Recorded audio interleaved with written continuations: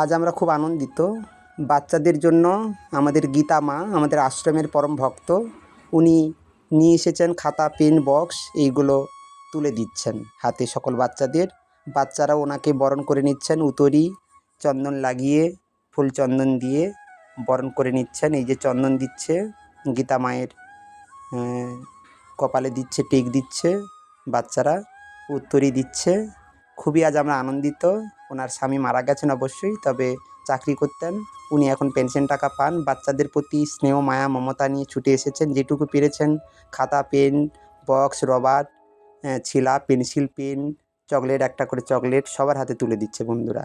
আমার এই ফ্রিতে যে টিউশনি আমি করে চলেছি, আমার খুব আনন্দিত, আমার খুব গর্ব যে আমি চাই এই সকল বাচ্চারা মানুষের মতন মানুষ হোক। প্রতি ঘরে ঘরে এরাই পিতামাতা পূজা পালিত করুক প্রতি বৎসর 5 ফেব্রুয়ারিতে।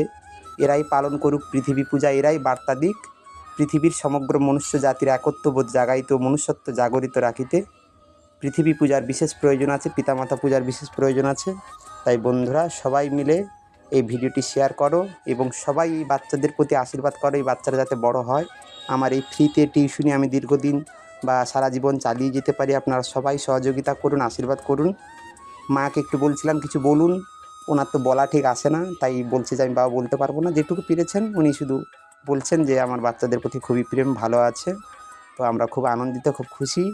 এই বাচ্চাদের হাতে তুলে দিলেন, এই যে বাচ্চারা প্রণাম করছেন।